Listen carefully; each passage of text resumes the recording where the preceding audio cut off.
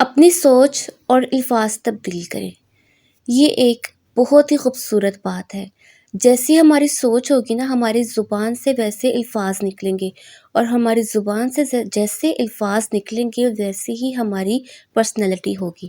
ہماری پرسنالٹی اچھی ہوگی تو لوگوں کے اوپر اچھا اثر پڑے گا، اور سب سے بڑھ کر ہماری مینٹل ہیلتھ اچھی ہوگی، ہمارا توکل اچھا ہوگا، ہماری کریکٹر بلڈنگ ہوگی۔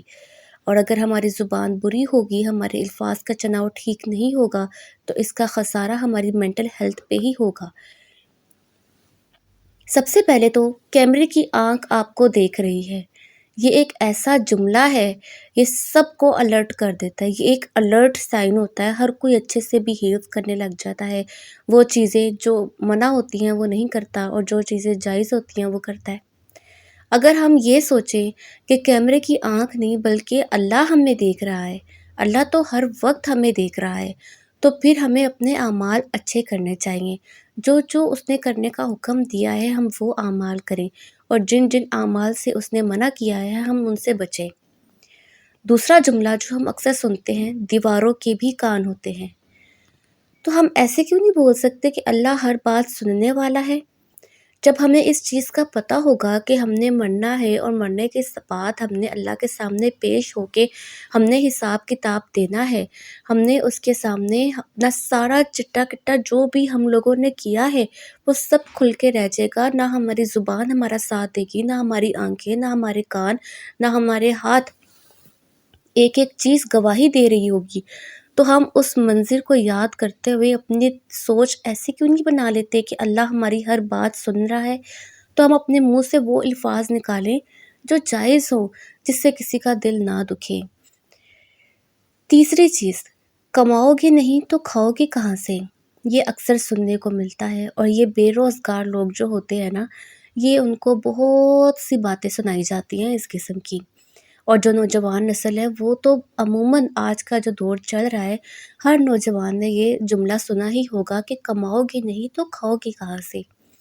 اپنی سوچ اس طرح سے بنا لیں کہ محنت کر کے کمانے والا اللہ کو محبوب ہے، کہ اگر تو تم محنت کرو گے نا تو نہ صرف اس سے تمہارے رزق میں برکت ہوگی بلکہ تم اللہ کو بھی پیارے ہو جاؤ گے۔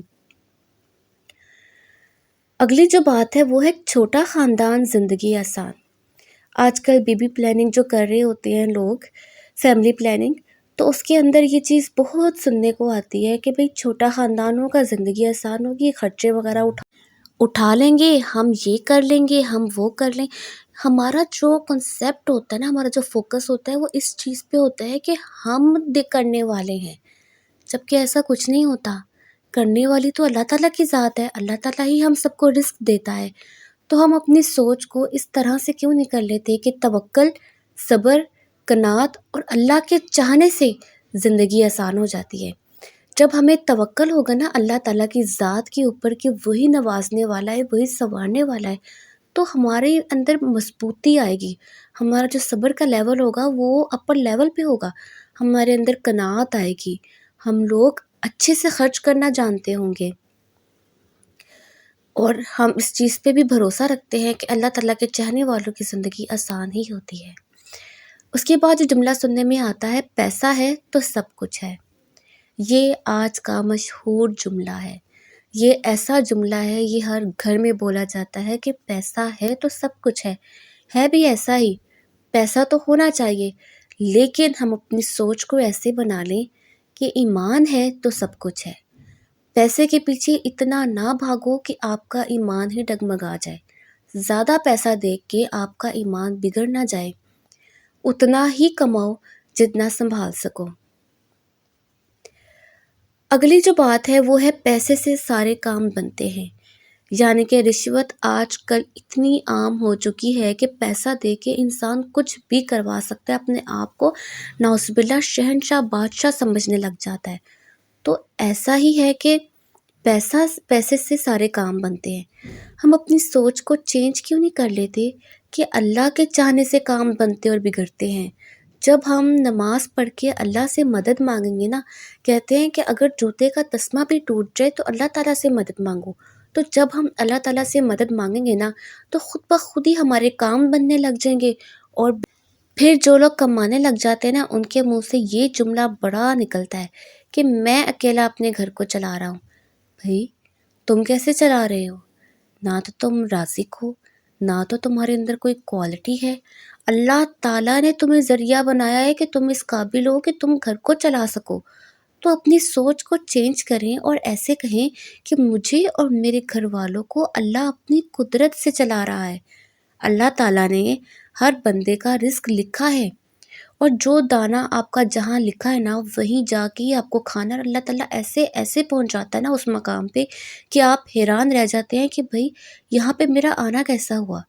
تو جہاں پہ ممکن بھی نہیں نا ہوتا، اللہ تعالیٰ آپ کو وہاں پہ لا دیتا ہے اور آپ وہاں بیٹھ کے کھانا کھاتے ہو، کیونکہ وہ رزق آپ کے نصیب میں لکھا ہے۔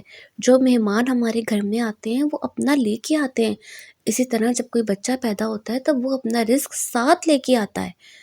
تو اس چیز پہ بھروسہ رکھیں کہ مجھے اور میرے گھر والوں کو اللہ اپنی قدرت سے چلا رہے ہیں۔ اگلا جو جملہ ہے، زمانہ بڑا خراب ہے۔ ہم زمانے کو برا بھلا کیوں کہتے ہیں؟ ہم کیوں زمانے کو برا بھلا کہتے ہیں؟ ہمیں یہ ایکسیپٹ کرنا چاہیے کہ زمانہ تو صحیح ہے، لوگ خراب ہو گئے ہیں، آپ اور میں خراب ہو گئے ہیں۔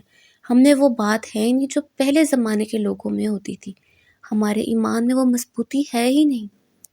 تو ہمیں یہ جملہ بولنا چاہیے کہ لوگ خراب ہو گئے ہیں۔ پھر جو جملہ سننے میں آتا ہے وہ ہے، جھوٹ کے بغیر تجارت و کاروبار ناممکن ہے۔ آج کل کے مشہور سے مشہور ترین بزنس مین یہ جملہ بغیر ہچکچائے بول رہے ہوتے ہیں کہ بھئی جھوٹ کے بغیر تو گزارا ہی کوئی نہیں، مال کون خریدے گا بھئی، پیچھے سے ہی مال ایسا آ رہا ہے۔ جبکہ نبی پاک صلی اللہ علیہ وآلہ وسلم بھی بزنس مین تھے اور بہت اچھے بزنس مین تھے۔ اللہ تعالیٰ ہم نے انہی کے راستے پہ چلنے کی توفیق عطا فرمائے۔ تو ہمیں اس چیز کو ایکسیپٹ کرنا چاہیے کہ سچ کے بغیر تجارت و کاروبار میں برکت نہیں ہے۔ اگلا جملہ جو سننے میں آتا ہے، 2 دن کی زندگی ہے، خوب انجوائے کرو۔